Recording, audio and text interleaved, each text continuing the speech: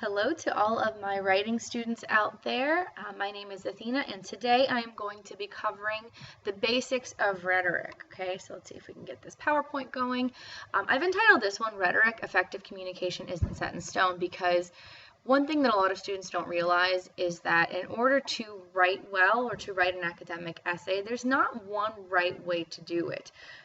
The decisions that you make will all be dictated by your rhetorical choices, and there are a multitude of situations and lots of different things that could be appropriate in one situation and not in another. So hopefully this lecture will help you to understand that a little bit better. So to start out with, we have to ask ourselves, what is rhetoric? And there are three basic ideas, and this is, rhetoric light. We have a communicator, an audience, and a message. So you can imagine that your communicator, that would be you, the writer, is trying to get a message from you to the audience. And so in order to achieve that end goal, you would have to make sure that your goals match basically what you know about the audience and what you know about the message. So there has to be this sort of symbiotic relationship that takes place. So what is rhetoric anyways? Well, Silva Rhetorica defines rhetoric as the study of effective speaking and writing and the art of persuasion and many other things. Okay, and this is kind of a somewhat convoluted definition because you might be thinking, well, what are the other things? Basically, if I had to define rhetoric for you in just a few words, I would tell you that rhetoric is effective communication, period. If you're able to communicate effectively, if you know how to consider your audience and your message and you get that message across successfully, you are utilizing rhetoric. And in fact, we utilize rhetoric on a day-to-day basis. So how does one do this? Well, firstly, you need to understand and apply language both in speaking and in writing. You also have to always consider audience, Kairos, and Decorum, which are terms I'm going to get into in just a moment. So how does rhetoric work? I'm going to get into some more rhetoric terms. These are actual Greek terms from classical rhetoric. So we have Kairos, that's going to be a new one for you. Audience, that should be familiar. And decorum. So Kairos and decorum, we're going to have to define those further to understand how these things work. But in classical rhetoric, just like I showed you in that first rhetorical triangle, all three of these things have to work together. You can't just think about audience. You can't just think about Kairos or just think about decorum. All three have to be part of the equation if you want to be successful at writing or at communicating in general. So let's start with Kairos. When you hear the word Kairos, I want you to think of the moment, but I don't mean a physical moment or a location, okay? I'm talking about the moment and occasion for oration. This, like I said just a minute ago, has to be connected to audience and decorum. You can't have one without the other.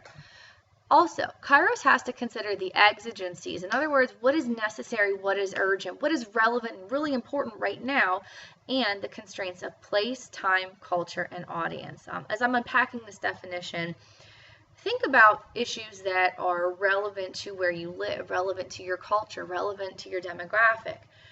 If you write about one of those issues, you're demonstrating Kairos because you're not, choosing a moment. For example, if you have a paper due on Monday at 3 p.m., that's not your Kairos. Your Kairos is, you have a message, you have something to say, and right now is the right time to say it because, perhaps there's a cultural conversation going on about it, or maybe you're trying to affect some type of change, and right now is the opportune time for that. That's what Kairos is. Classical rhetoricians, as you may well know, use Kairos to their advantage because classical rhetoricians, they didn't have computers, they didn't have the ability to communicate the way that we do with our mass media. So this is the question I wanted to kind of pose. I want you to think about this. I'm not going to talk too much about this, but just think about this. Classical rhetoricians would have delivered a speech. But in today's day and age, if you have a message to share, let's say you're a blogger, let's say you're an essayist, let's say you have a YouTube channel, we have all of these different modes of communication. You can basically pick the right time to say that, but those things that you post on the internet may live on in infamy. So what does that do when somebody views that a number of years later, or perhaps when that situation isn't as relevant? One good example I like to share is, I'm sure many of you have either seen or listened to Martin Luther King Jr.'s I Have a Dream speech. Now, if you are a younger person and you have watched that in your lifetime, perhaps in the last 10 or 20 years, and you weren't alive when that speech was first delivered, that moment, Kairos, has been removed from the equation. You're still able to enjoy that message, but you were not originally the intended audience, and you were not receiving that message in the way that it was meant to be received. So just think about that. Think about the way that things live on because of the way that we archive our information. Here's a funny example of Kairos that I pulled off the internet. Dear Mom and Dad, it has now been 3 months since I left for college. I have been remiss in writing this, and I am very sorry for my thoughtlessness in not having written before. I will bring you back up to date now, but before you read on, please sit down. You are not to read any further unless you are sitting down, okay? Well then, I am getting along pretty well now. The skull fracture and the concussion I got when I jumped out of the window of my dormitory when it caught fire shortly after my arrival are pretty well healed now. I only get those sick headaches once a day. Yes, Mom and Dad, I am pregnant. I know how much you are looking forward to being grandparents, and I know you will welcome the baby and give it the love, devotion, and tender care you gave me when I was a child. Now that I have brought you up to date, I want to tell you that there was no dormitory fire. I did not have a concussion or a skull fracture. I was not in the hospital. I'm not pregnant. I'm not engaged. I don't have syphilis, and there's no man in my life. However, I am getting a D in history and an F in science, and I wanted you to see those marks in the proper perspective. Your loving daughter. Okay, so it's kind of a funny example, but you can see how this young lady is using Kairos. She's creating the right moment to deliver her message. Okay, what is her message? Well, she wants to tell her audience, her parents, that she's getting some bad grades at college. So how does she achieve this? She creates the right time by presenting scenarios that are far worse than what is actually going on so that they'll receive that message appropriately. Now, this is kind of taking perhaps unfair advantage of Kairos, but you can see now in application and practice how this would work. Let's go on. Audience. You guys know what this is. So this is the people or the person for whom your message is intended. In order to be a successful communicator, and I cannot stress this enough, you have to think about who your audience is. That's the only way this is ever going to work. But how do we define our audience? Well, let me ask you this. How do you guys define audience? Especially if you're a student. I ask my students this question all the time. Isn't my instructor my audience? And many of them say, yeah, aren't you my audience? And I say, no. It's possible that I might comprise a part of your audience, but I want you, when you're writing anything, don't think about it in terms of, oh, I have this assignment to write and my teacher's asking for it, so my teacher's going to be the one that reads it, and I have to please him or her. No, that's not how this works. Every time you write an assignment, you should pretend that you're not doing it because you have to. You should pretend that you genuinely have something to say. And of course, if you have something to say, there should be a group of people that need to hear that. So you need to think of, who is that group of people? You need to define them. Think about how old they are. What are their interests? What is their education level? Where do they live? Are they predominantly male or female? Give as many details as you can about that audience. Consider what they know, what they need to know, what they believe, what they value, and use that so that when you're making your message, you're basically tailoring it directly to a specific group of people. If you do this, you will be so much more effective at writing. So that's the best piece of advice I can give my budding writers. Next, decorum. I kind of define this as a mixture between context and audience. Okay, I'll explain this as we go. So the first thing I'll say is words and subject matter must be in agreement. Okay, so of course, if you are trying to persuade someone to think that a certain topic is detrimental, you're going to use sort of words with negative connotations because you want to put that negative spin, leave that impression, or set that tone for your readers. Of course, you want to make sure that you're selecting the appropriate words to leave that correct impression based upon, your desire for your message. Again, like I've said with the other two, you have to always think of audience and Kairos and decorum in order to make this work. Third, all modalities of persuasion should be balanced. Now, I haven't talked about these yet. They're coming up on my next slide, so just be patient. But know that the modes of persuasion, or the types of persuasive appeal, I'll call them, they have to be balanced. Also, the cognitive process of the speaker or writer should be apparent. So what do I mean by that? Well, anytime you're researching something, you are taking kind of a cognitive journey or a specific journey to you. So if you have a question about a topic, you're not sure where you stand on an issue, you will turn to certain sources. Those sources will take you elsewhere. Those new places will raise new questions, etc. You'll follow a trajectory, a journey. And the journey that you take as the researcher should be the same journey that you take your reader on, because the way that you came to understand your topic is really important to your reader's understanding. Lastly, decorum includes the selection of an appropriate style for the subject. So for instance, if you wanted to appeal, let's say, a grade that you received in a course in college, you wouldn't probably text your instructor and, say something really informal like, yo, why did you give me this failing grade? You'd be way better off at having your message heard and received if you were to type a letter, go by and speak to your instructor in person, or send an email and use more formal language, approach the instructor in the right way, just obviously not being accusatory, but just saying, listen, I'm curious why I got this grade, if you could help me to understand my point breakdown, etc. There's a right way and a wrong thing to do things in order to have the person who you're trying to communicate with listen to you, and that's what decorum is. It's about making the right decisions so that the person or people who need to hear your message get it. Now, I said a moment ago, we're going to talk about types of persuasive appeal. So these are 3 kinds of proof that you might use in your writing. We have logos, we have pathos, and we have ethos. Logos comes from the Greek word for logic, and this is an appeal to critical thinking or your reason. Pathos, on the other hand, makes you kind of think of the words pathetic or empathy, and this is a direct appeal to the emotions. And oftentimes when our emotions are stirred, we don't use a lot of rational logic, so that's important to remember. Third, ethos. Ethos sounds like ethics, and basically a writer or a speaker would demonstrate ethos when he or she establishes himself or herself as an authority or a credible, credible source on a certain subject. So this is just revealing your integrity as a writer. Here are some examples, and I did borrow this chart just for citation's sake from the Silber Rhetoric. I added some stuff to it, but same idea. So, logos, ethos, pathos. If you're using logos in writing, you guys do this all the time.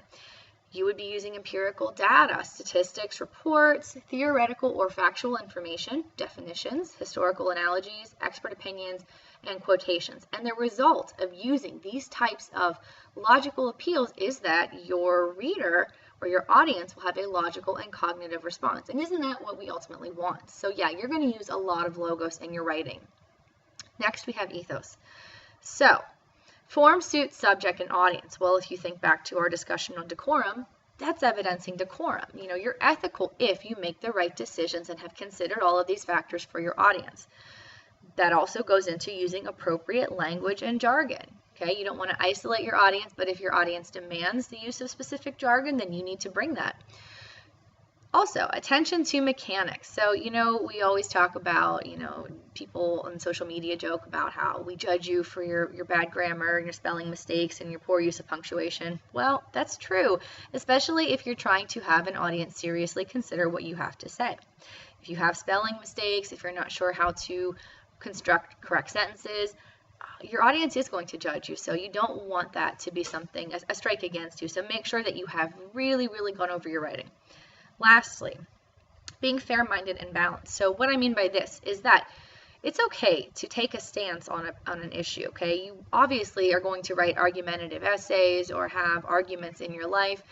When you're fair-minded and balanced, all that means is that, while you might champion one side over another, you're not ignoring the other side and you're not pretending that the other side doesn't have some good points. So if the opposing point of view does have some good points, in your writing, you're willing to acknowledge those, but you also work to either refute them, show how they might be incorrect, or show why, those few positives don't outweigh the greater negatives. So that's being fair-minded and balanced. It's not withholding information or showing a very one-sided type of view of a subject. So if you use ethos, what happens is your audience can trust you. They believe that you're a credible authority on your topic, and you're more likely to get your message across that way. Finally, pathos might evidence itself in emotionally charged language, vivid and concrete diction, the use of personal narratives, figurative language, and a tone that appeals more to affect or an emotional state than to reason. And I'll show you examples of these in just a moment. The result of this is that, your audience may have an emotional and sometimes irrational response. So let's take a look and keep going. We're going to watch some videos, and I'm going to let these play, and then we're going to talk about them after, just briefly so you understand. The first one evidences an appeal to logo. So let's check this out, and then I'll review it with you.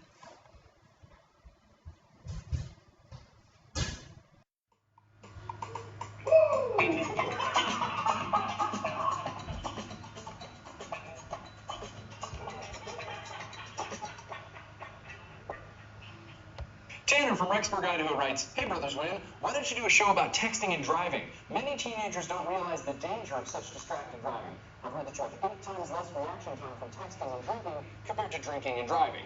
I think you meant texting and driving, although I'm pretty sure drinking is going to ruin your texting skills too. Sorry, Tanner, I'm not a real jerk. I just play around TV. It's a good point, though. As it turns out, you're 23 times more likely to get in an accident if you're texting while driving. Did you hear that, kids? 23 times more likely. Is anybody in there? Are you paying attention?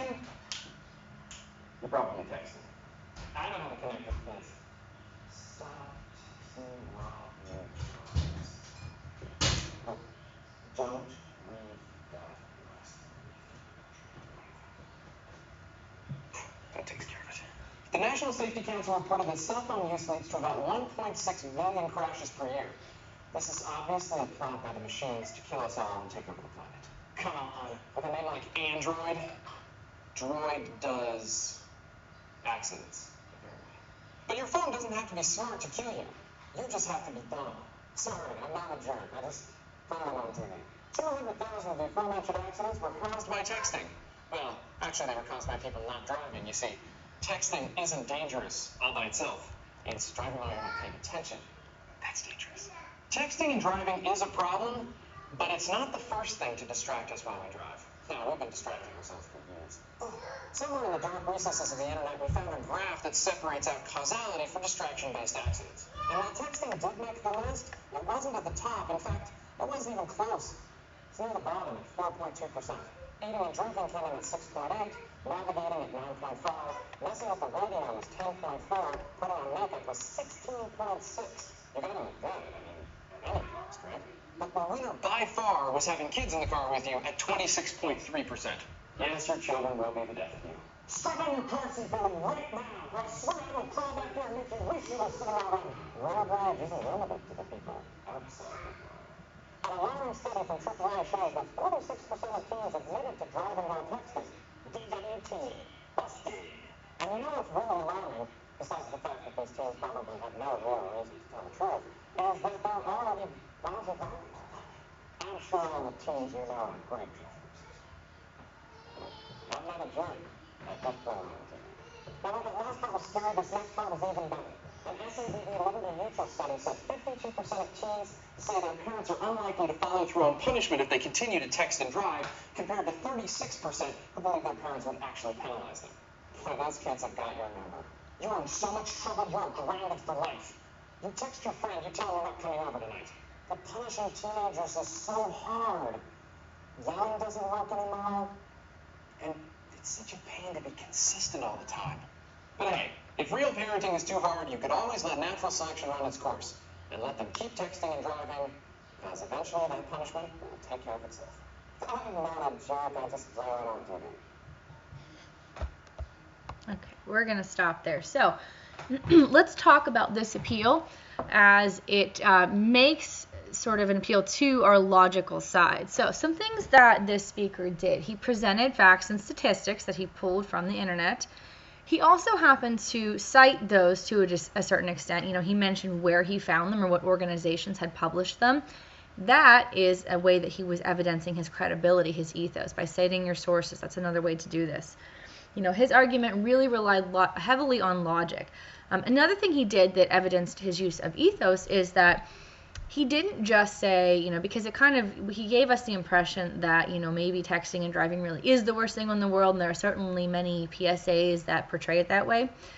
He was fair and balanced because he said, while, you know, many might think that this is the biggest problem, there are actually multiple other causes of accidents on the road or distracted driving, and, you know, texting wasn't even near the top of that. So that was really great evidence of how to be credible and demonstrate authority because of the use of ethos, being honest and upfront. Lastly, did this speaker appeal to our emotions?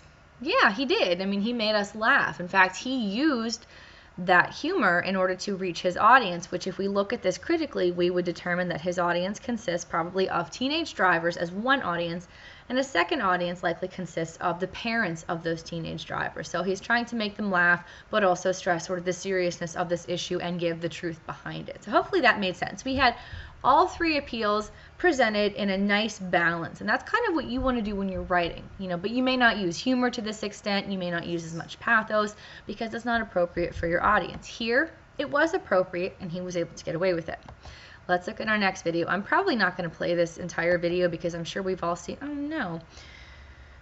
Oh, let's go to YouTube and come back if we can. You've probably seen a pizza emoji to my best friend, and she sent me this. I sent a pizza emoji to my brother, and he sent me this. I sent one to Domino's, and they delivered my favorite pizza. Only Domino's gets me. Now you can use an emoji to order Domino's. So yes, many of us have probably seen the ASPCA's commercials about abused animals.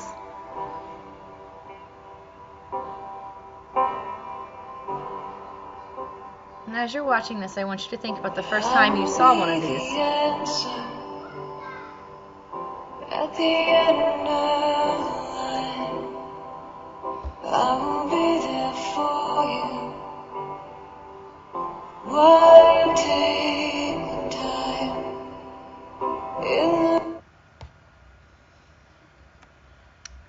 Here we're going to return to our PowerPoint, because I think you have the gist of these. I know these commercials are pretty popular on TV, and I'm sure many of you were thinking, wow, the first time I saw that commercial really got to me.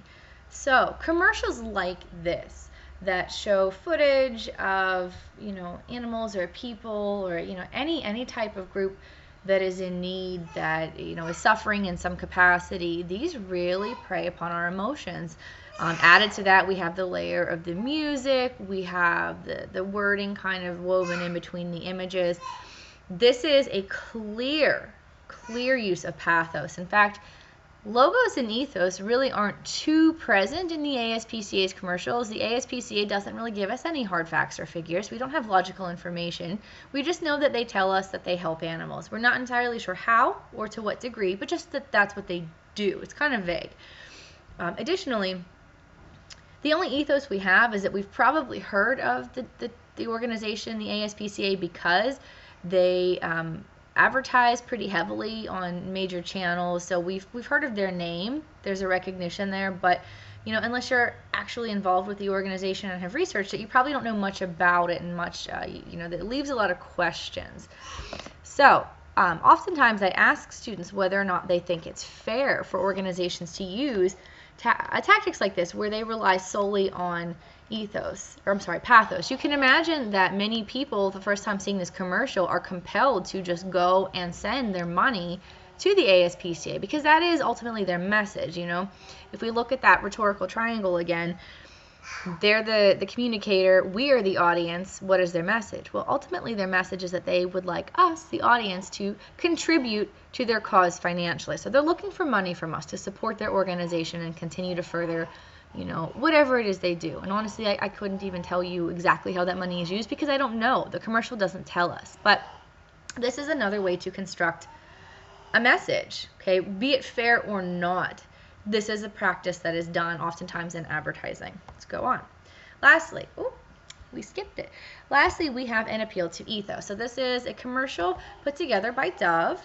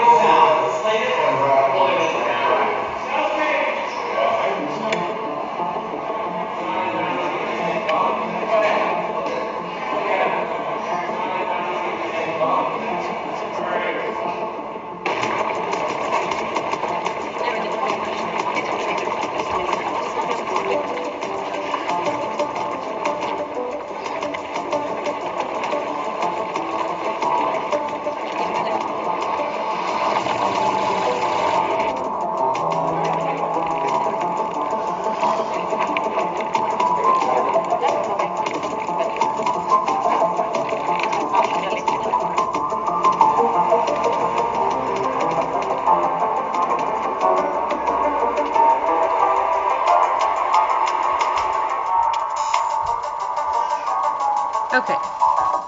Let's talk about this commercial quickly. So we know that Dove is a company that produces hygiene products like deodorants, lotion, and shampoos, predominantly for women, but they also have products for men as well. So what was the point of that commercial? It really wasn't selling a particular product. It was sending a message. So what we saw there was a model walking in. She had on no makeup, and, you know, using the magic of time-lapse photography, we got to see her get made up in full hair and makeup. We got to see a professional photo shoot, and then we got to see the selected photo be edited from beginning to end. So by the time she was done, we were left with a face that virtually was completely dissimilar from the original woman that walked in. So what were they trying to tell us? Well, Dove was trying to suggest that this is the common practice in their industry, you know, that they use models, put a bunch of makeup on them, Photoshop them, and, you know, they're not real. Dove is trying to suggest that they, because they're willing to reveal that that is a common practice, would never do such a thing. That they are a credible company because they're ethical. They're not, you know, giving us misinformation. They're not presenting half-truths, which is what we talked about when one would evidence ethos. So, you know, you can sit here and we can argue about whether or not this is in fact true, but this is an example of how someone could, you know, communicate this message of credibility, of being a reliable source. So, that concludes my discussion on the basics of rhetoric. If you have any questions, please message me in the comments. I will be happy to answer them. Thank you so much for your time and attention today, and let me know if there's anything else you need. Thank you.